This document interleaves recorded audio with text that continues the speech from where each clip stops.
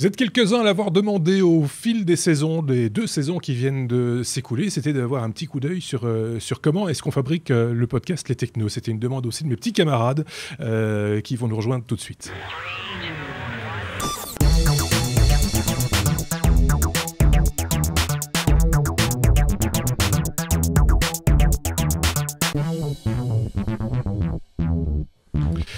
Et nos petits camarades, en l'occurrence, c'est de ce côté-ci Marc, qui est curieux de tout, comme tout bon geek et technophile en particulier, ainsi que Sébastien, qui lui aussi est curieux de tout, forcément, de tout. Et donc, tous les deux, ainsi que certains d'entre vous, s'étaient demandé comment on fabriquait les technos et d'avoir la possibilité d'avoir un petit coup d'œil sur le studio. Alors, avant de commencer de parler technique et matériel, il fallait d'abord peut-être mettre en place un petit cahier des charges pour définir ce qu'on allait faire avec les technos, quel type de podcast on allait réaliser et avec quels outils, du coup, on allait réaliser ça. On ne fait pas les choses à l'envers. Il y a certains qui s'amusent à capitaliser sur du matériel et puis après se demandent, tiens, qu'est-ce qu'on va bien pouvoir faire avec tout ce bazar ? Nous, on a fait le contraire.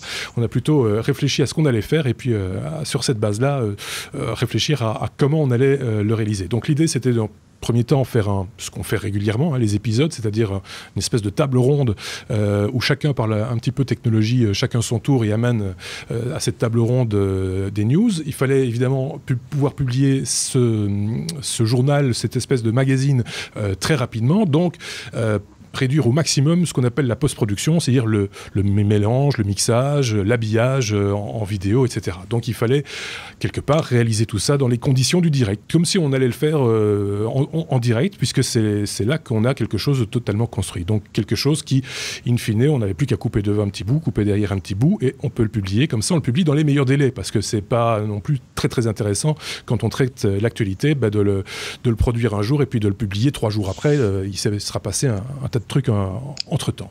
Donc ça, c'était le postulat de départ. Et donc pour réaliser ça, il fallait des outils de production type, entre guillemets, télévision. Donc un mélangeur vidéo, un mélangeur audio, et puis aussi des intervenants qui ne sont pas nécessairement tous en studio. En l'occurrence, la majorité des intervenants aujourd'hui sont à l'extérieur via Skype, comme on peut le voir ici avec Marc de son côté et puis Sébastien de l'autre. Il fallait juste 2 personnes via Skype et puis peut-être quelqu'un, c'est le cas régulièrement avec Xavier qui n'est pas là aujourd'hui, de recevoir un intervenant en plus en studio. Donc 3 personnes pour parler nouvelles technologies.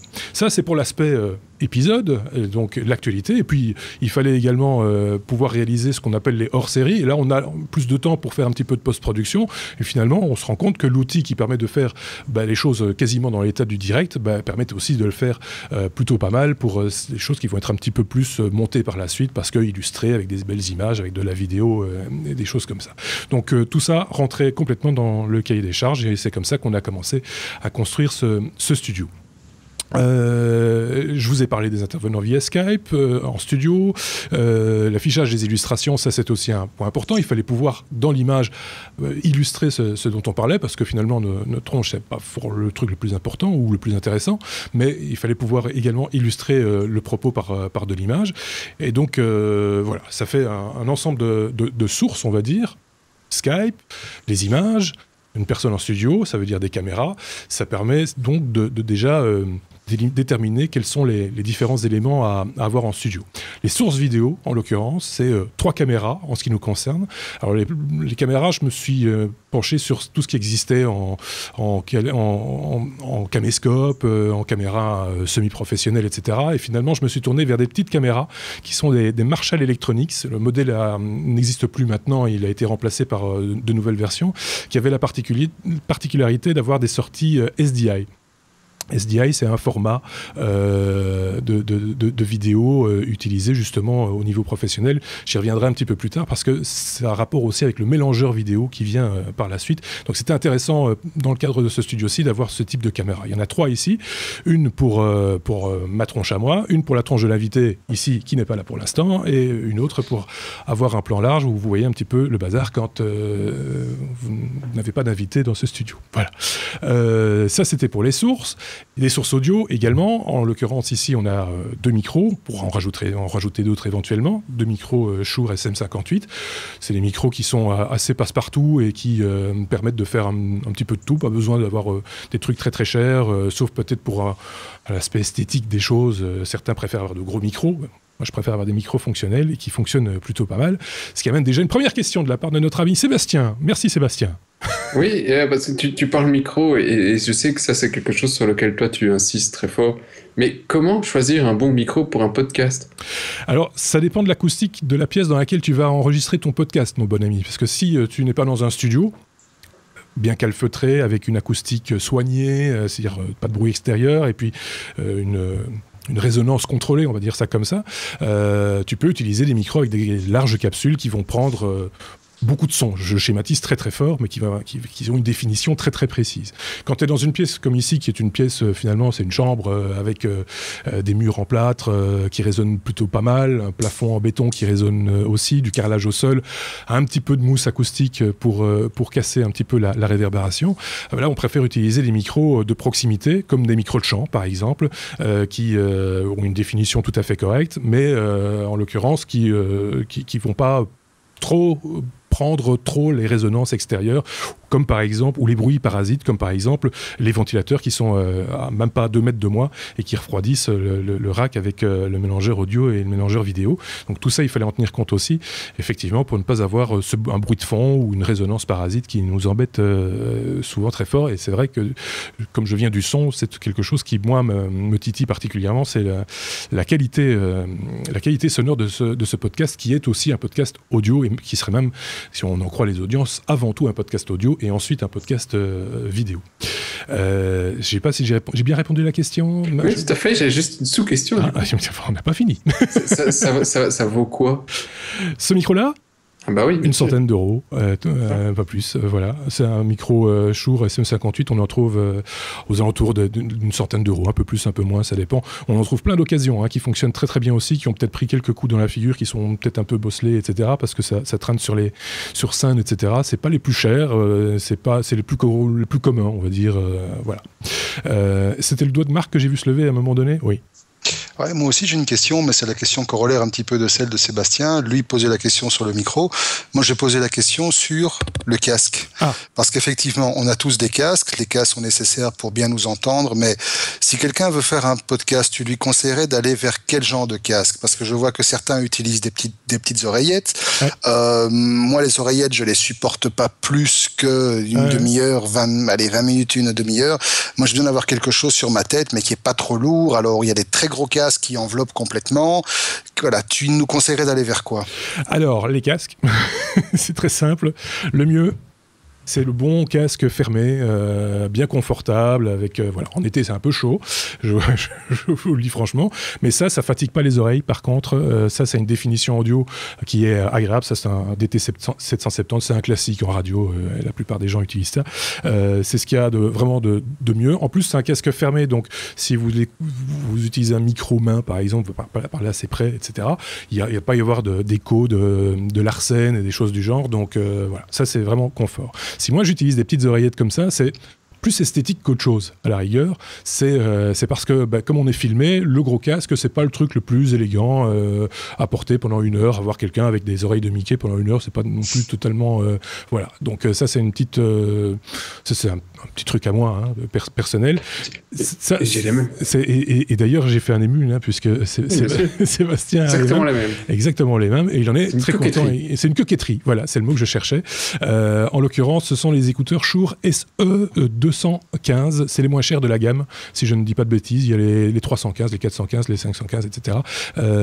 Ça fonctionne plutôt pas mal. Il faut bien choisir les petits bouchons qui vont avec, par contre, parce que ça dépend. Et là, tu as raison, Marc. Des fois, on a des oreilles un petit peu mal foutues, comme les miennes en l'occurrence, qui font que les oreillettes ne tiennent pas bien. J'ai finalement trouvé des petits bouchons avec des petites ailettes qui fonctionnent plutôt pas mal. Petite digression donc vers les oreillettes et les écouteurs, mais c'est important aussi. Je reviens aux sources audio. J'ai parlé des micros. Il y a d'autres sources audio que vous ne voyez pas. Ce sont 2 ordinateurs des PC assez classiques, des processeurs i5, qui sont en fait les machines pour Skype, puisque vous êtes les garçons via Skype. Il faut bien que je récupère le son à un moment ou à un autre, et donc ça se fait. Ce sont des sources audio, elles aussi. Ensuite, vous avez un mélangeur vidéo. Pour mélanger toutes ces sources, puisque les ordinateurs sont aussi des sources vidéo, forcément. Il y a donc un mélangeur vidéo qui va mélanger les ordinateurs qui sortent au format HDMI, ce format que vous connaissez tous. Je vous fais pas de dessin, le connecteur HDMI, c'est ça, c'est le truc que vous avez au cul de votre TV. C'est le truc le plus classique. Alors, le mélangeur a été un petit peu choisi pour ça, je le reconnais. C'est un Blackmagic Design Atem Production Studio 4K. Pourquoi ? Parce qu'il a 4 entrées SDI. Rappelez-vous, je vous en ai parlé au sujet des caméras. Et 4 autres entrées en HDMI. Ça permet de panacher, entre guillemets, les types de sources audio. Et donc, tout ce qui est PC, c'est en HDMI. Tout ce qui est caméra, c'est en SDI, ici dans ce studio, qui sont ramenés donc, dans ce mélangeur, qui permet, ce mélangeur, de vous proposer de passer d'une source à une autre. C'est ça le principe d'un mélangeur. Alors, on a un panneau de contrôle que j'ai sous les yeux. Je vais essayer de vous le montrer. Ça va pas être facile, peut-être, si, voilà. Ça, c'est le panneau de contrôle donc, du mélangeur, où j'ai la possibilité donc, de prévisualiser les différentes sources. Ça, c'est ce que moi, je vois de mon côté.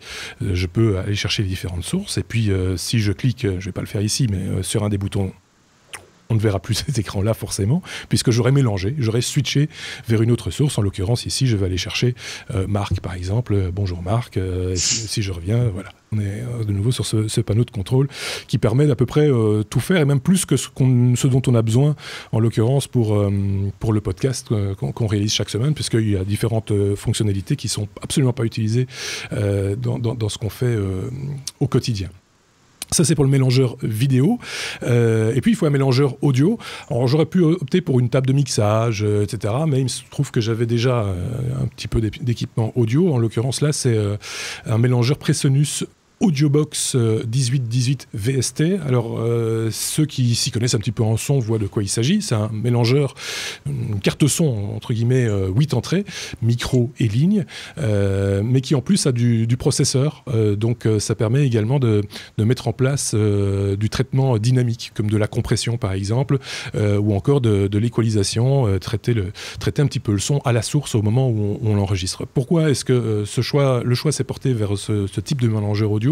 Pour 2 raisons. D'abord, celle que je viens d'expliquer, c'est qu'il y a du traitement possible.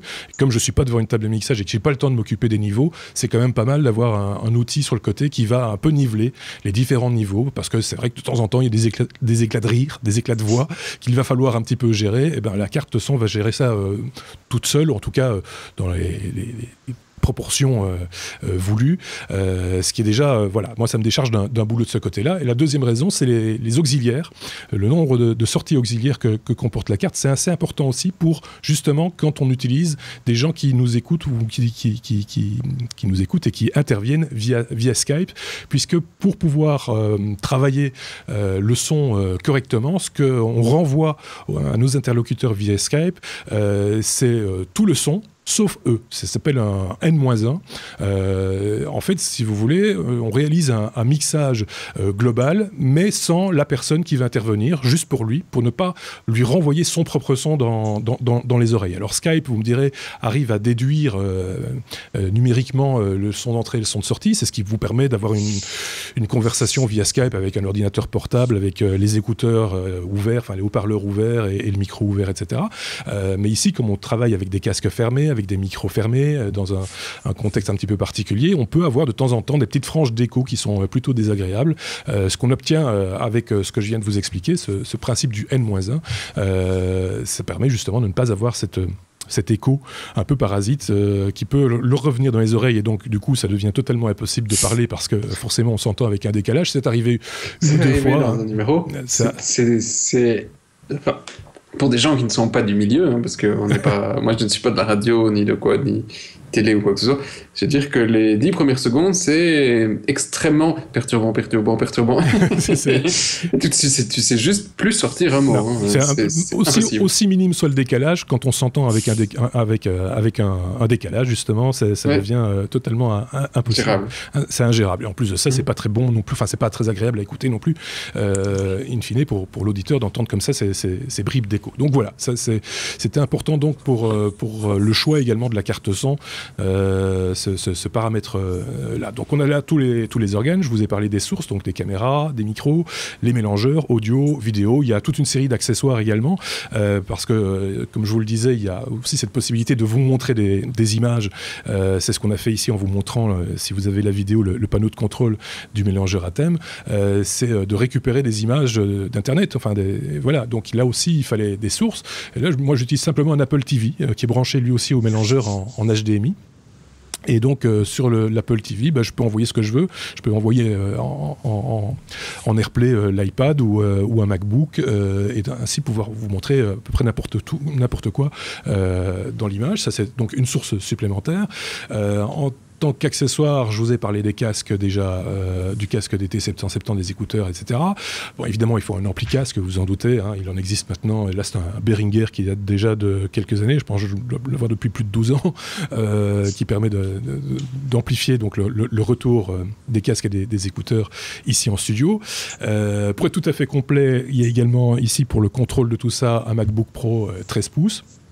Et puis il y a un Mac Mini également, un Mac Mini 2007 sympathiquement prêté par Marc, qui me permet de lire la conduite qui se trouve devant moi, puisque devant moi j'ai 3 moniteurs, un split screen qui me montre l'ensemble des différentes sources, et puis le résultat final sur un moniteur à droite, qui permet également à notre invité ou à Xavier, quand il vient en studio, de pouvoir voir qui est en ligne à ce moment-là, enfin qui est on air, comme on dit, au moment de l'enregistrement. Il y avait encore un autre truc dont je voulais vous parler, mais je ne sais plus de quoi il s'agit. Je vous ai parlé du format SDI, HDMI. Pendant que tu cherches, sinon j'ai des questions. Vas-y, pose. Oui. Donc tu parles effectivement sur l'édition du truc Ultra Studio de chez Blackmagic. Alors désolé pour la question de profane, mais donc en gros, si j'ai bien compris, parce que c'est bien, nous on fait le podcast, mais le fait d'enregistrer ce numéro, on va enfin pouvoir poser des questions sur comment on fait. Oui. Donc c'est très bien pour nous aussi. Donc tu utilises le soft de Blackmagic pour enregistrer tout le schmelbrück. Et c'est lui qui fait après toute la conversion pour sortir le fichier que tu balances à Facebook et YouTube, ou tu utilises encore d'autres bricoles? Ah oui, non, il y a d'autres bricoles. Donc en fait, en gros, donc ça c'est le mélangeur, hein, c'est la boîte du mélangeur. Ça c'est la boîte du mélangeur. Alors, il y a une autre boîte dont je ne vous ai pas parlé, c'est ça dont il fallait que je vous parle, c'est Ultra Studio Mini Recorder.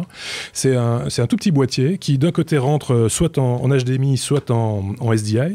Alors le format SDI se transporte sur un connecteur BNC, sur un câble coaxial. C'est les vieux câbles réseau, mais c'est toujours utilisé en télévision, voilà, ça ressemble à ça. Et donc, on rentre dans la petite boîte ici, ça sort en Thunderbolt, et là, il y a un autre MacBook Pro 15 pouces Retina qui enregistre avec l'application dédiée à ce petit boîtier ici, qui enregistre donc le fichier dans un format qui est prédéfini. Ici, c'est de l'Apple ProRes, en l'occurrence, qui va être ensuite édité avant d'être poussé sur YouTube et sur le serveur de vidéo on demand, puisque le podcast existe également en vidéo. On passe par Final Cut Pro, tout simplement, pour faire un petit peu d'édition, couper devant, couper derrière. Quand il s'agit d'un hors-série où ça a besoin d'être un petit peu plus produit, là, on rajoute en plus les images, les titres, etc. Et puis de là, via Final Cut Pro, on le mouline tout ça dans un format qui a été défini, un format MP4, qui est, on va dire, le juste milieu entre qualité et format, enfin volume en tout cas de données, puisque effectivement, comme dans la soirée, j'envoie directement les fichiers à gauche, à droite et en l'occurrence à YouTube, il faut évidemment que le temps de transfert soit le plus court possible. Donc ici, ça prend à peu près 20 à 30 minutes pour envoyer un épisode complet à YouTube. Et il faut encore un petit peu de temps pour que YouTube le transcode de son côté, puisqu'il va faire différents formats de ce fichier. Nativement, ici en studio, on fait du 720p 50 images par seconde, parce que c'est le format qu'on utilise in fine du côté de YouTube. On pourrait très bien faire du 1080p, donc ça n'a aucune difficulté. On peut même faire de la 4K si on a envie. Les caméras ne le permettent pas, mais le mélangeur, lui, le permet.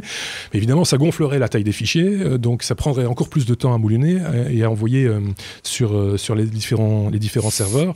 Et donc, on perdrait énormément de temps pour finalement atteindre une qualité qui, nous, en l'occurrence, pour ce qu'on fait, en tout cas, n'est pas une obligation en soi. Seb. Non, parce que la différence de qualité entre ce que tu as, toi, en local, versus ce que tu peux récupérer malheureusement de Skype, tu ne pourras pas sortir de la Full HD avec une résolution exceptionnelle. Le maximum qu'on puisse sortir de Skype ici, c'est un équivalent 720p, donc ce qu'on appelle de la HD, même si on le sait bien, cette image est compressée à souhait, donc le format est 720, mais la qualité d'image est bien inférieure évidemment, donc pousser plus loin n'a strictement aucun intérêt, effectivement. Voilà, oui. Malheureusement, on n'a encore que ça comme qualité aujourd'hui, même si par rapport à ce qu'on avait il y a 2 ou 3 ans, c'est exceptionnel. Là, c'était 3 pixels qui se battaient en duel au milieu de l'image, ça c'est très clair. Je ne sais pas si Marc avait une question à poser. Non, franchement, je crois que tu as fait plus que le tour. Les quelques questions que j'avais, elles ont été... Tu y as répondu au fur et à mesure que tu expliquais les choses. Il y a encore un truc important quand on fait de la vidéo, c'est une contrainte, mais c'est quand même important, c'est la lumière.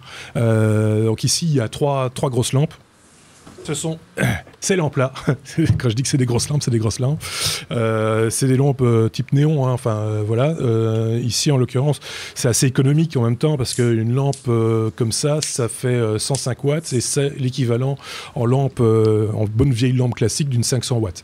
Et il y en a 3 ici autour de moi, plus quelques lampes LED à l'arrière pour que ce soit plus joli.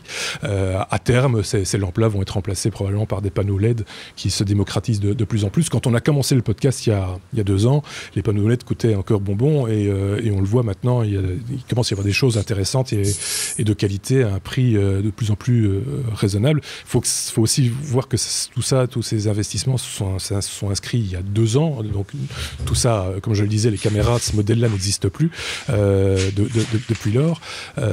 Donc voilà, je vois Sébastien de son côté, lui aussi, il a des petits trucs. Ben oui, il y a un truc, parce que vous ne le verrez pas à l'image, mais il ne faut pas croire que le mur derrière moi, il est noir. Ça s'appelle un fond. Voilà, c'est ça. Parce qu'il faut un petit peu... Chez Marc, ça s'y prêtait parce qu'il a un fond de geek. Voilà. Il a une étagère de geek. Je peux faire une visite guidée, moi, il n'y a pas de souci. Mais chez Sébastien, il n'a pas de... Moi, c'est une armoire horrible. Et donc, là aussi, mais comme chez toi, Marc, on a des fonds. Toi, c'est un tissu noir, je pense. Oui, c'est ce qu'on appelle... c'est pas du tissu. En fait, on rentre vraiment dans le détail, pour le coup. Ça s'appelle du non-tissé. C'est une toile plastique, en fait, micro-perforée. Ça existe dans toutes les couleurs. Et ça coûte rien, ou pas grand-chose, en tout cas. Ça se trouve dans tous les magasins qui vendent du tissu, de manière générale, le tissu d'ameublement et autres. Et ça coûte pas grand-chose. Il faut juste pouvoir l'accrocher assez facilement. C'est une autre difficulté. Il faut être un peu bricoleur, quand on fait ce genre de truc. Donc voilà, c'est un peu ça l'idée. Oui. Oui, c'est ça. Sinon, il y a les fonds comme j'utilise moi si on passe un tout petit peu trop à gauche, un tout petit peu trop à droite, vous voyez, c'est vraiment juste un truc qui est quand même assez léger, assez court et qui, la première fois que vous devez le refermer, vous promet une soirée intéressante. C'est un petit peu comme ces tentes. Lichois, ouais. Lichois, oui, c'est ça. Ça prend beaucoup de place et puis c'est un tout petit à retourner quand tu le remets dans son emballage, mais pour le remettre dans l'emballage, c'est intéressant. on va Oui, dire. effectivement. Je vais peut-être conclure avec deux petits détails encore, puisqu'on est rentré dans le détail. Allons-y. Ce petit machin-là... C'est un bouchon. Ça, c'est un objectif de caméra. Voilà. C'est pour vous dire un petit peu le genre de caméra que c'est. Ça s'appelle des lentilles M12. Alors, c'est utilisé en gastroscopie. Ça pourrait. J'allais dire en coloscopie, mais tu m'as devancé. Ça pourrait, effectivement. Il en existe de différents formats, avec différentes focales, et avec des focales variables également, mais enfin variables, zoom en l'occurrence, mais ça a besoin d'être réglé au détail près, parce qu'une fois que c'est réglé, après on n'y touche plus, parce que c'est vraiment trop énervant. Ça, c'est un point de détail. Le second point de détail, je ne sais plus ce que c'était, mais c'est pas grave. Ah si, pour ceux qui s'intéressent justement aux mélangeurs à thème, je sais bien que c'est du côté francophone, il n'y a pas énormément de podcasts ou de vidéos qui montrent le mélangeur à thème. Moi, j'ai trouvé, il y a une application tierce qui existe et qui permet de piloter avec un iPad également le mélangeur. Ça permet d'être mobile. Alors, je ne me déplace pas au bout de la pièce. De toute façon, le bout, il n'est pas très loin. Mais ça permet d'avoir un panneau de contrôle supplémentaire quand le PC à ma gauche ici est utilisé pour autre chose. Ça permet d'avoir un autre contrôle. Et souvent, quand je râle et que je pousse sur les boutons et que ça ne marche pas, c'est parce que ce machin-là est tombé en panne ou a perdu un petit peu de réseau. C'est Strata Lite. Si vous voulez, vous allez sur l'Apple Store, vous allez le retrouver sans grande difficulté. Ça coûte 30 € ou quelque chose comme ça, maximum, même pas. Et c'est bien pratique. Ça rend des services inestimables, parce que c'est une des particularités du mélangeur également, c'est que tout est contrôlable via un réseau TCP/IP. Donc là aussi, il y a des gens qui développent des applications qui permettent de contrôler le mélangeur à distance, et ça, c'est bien pratique également. Voilà, je pense que j'ai bien fait le tour. Non, il y a encore une question de la part de Sébastien. Ce hors-série est insupportable. C'est insupportable. Non, mais j'anticipe toutes les questions futures questions de nos auditeurs, parce que c'est très bien, tu as parlé de tout le matériel qui est chez toi. Et alors, par contre, quand tu as des intervenants avec Skype, qu'est-ce que tu conseilles comme webcam à tous ces bons podcasteurs qui travaillent avec Skype? Une webcam de qualité qui permette de faire de la HD, donc du 720 lignes progressif, 50 images secondes. Et en l'occurrence, la plus honnête, on va dire, c'est la Logitech, c'est la C920. C'est comme ça qu'elle s'appelle maintenant. Hein. C'était la C900 avant. Je crois que plus qu'elle existe, je crois que c'est la 930 maintenant. C'est même la 930, elle a évolué. C'est une webcam qui fonctionne d'ailleurs aussi bien sur Mac que sur PC. Moi, j'avais utilisé des Microsoft, des webcams Microsoft HD qui sont très bien aussi, mais qui ne fonctionnent pas sur Mac. Et donc, ce sont des caméras qui permettent d'avoir vraiment, en plus de ça, elles ont vraiment une image sympa, bien léchée, etc. Et je suis en train de perdre ma voix. Voilà. Mais c'est ce que Marc et moi on utilise comme webcam. Lui, la 920, moi j'ai la 930 en l'occurrence. Et ça permet non seulement d'avoir une bonne image, mais en plus de faire un petit peu de zoom, de recadrage, de machin, sans devoir à chaque fois se casser la tête. Et en perdant pas trop de qualité, parce que finalement, chaque fois qu'on fait un zoom, on perd des pixels. Hein, donc, et là, en l'occurrence, ça permet de recadrer gentiment sans devoir tout réinstaller chaque semaine, puisque c'est chaque semaine que nous intervenons pour enregistrer ce podcast. Voilà, je pense que là, on a bien fait le tour. De manière globale. On aura des questions. Il y aura certainement des questions. J'ai encore 2-3 petits trucs à montrer éventuellement, mais on va les garder pour les questions. Ceci dit. Voilà, l'évolution prochaine du studio, ce sera dans un an, parce que moi j'avais prévu qu'on durait... D'abord, on allait voir si on allait tenir le coup et la distance avec ce podcast. Il semble que ça plaise de plus en plus, donc on va sans doute continuer, et que d'ici quelques temps, on verra à réinvestir peut-être un petit peu de matériel, parce que tout ça, comme je le disais, évolue. Et donc, voilà. Je parlais déjà de l'éclairage, ce sera déjà pas mal pour le studio, mais il y a aussi d'autres solutions. Fond rose. Qui permettraient éventuellement d'améliorer la qualité, parce que finalement, le but, c'est, comme je le disais au début, c'est d'améliorer la qualité, d'essayer en tout cas de toujours faire quelque chose qui tienne bien la route, qui soit sympathique à regarder et à écouter, ou d'abord à écouter et ensuite à regarder. Donc voilà, il faut savoir aussi qu'on va un petit peu sortir de ce studio la saison prochaine, et même pas plus tard que cet été, pour aller filmer à l'extérieur, et que donc là, le studio, on le mettra un petit peu de côté dans ces cas de figure-là. Voilà, je pense que j'ai tout dit, c'est bon, vous êtes content? Oui, tout le monde est content. Clair, net et précis. Clair, net et précis. Merci beaucoup. Ben voilà, j'espère que si vous étiez intéressé par le sujet, on a pu ainsi vous documenter un petit peu. Si vous avez envie de vous lancer, n'hésitez pas à poser des questions, on essaiera d'y répondre. Ou si vous voulez vous lancer, mais que ça vous semble trop coûteux, que ça va prendre trop de temps, machin, etc., on est toujours à la recherche de chroniqueurs éventuels. Vous voyez ce que je veux dire? Donc, parce que les nôtres... tu es blonde à forte poitrine... Parce que les nôtres claquent. Regardez, celui-ci, il est crevé. Ouais. Voilà. Merci, je te déteste. À très bientôt. Au revoir.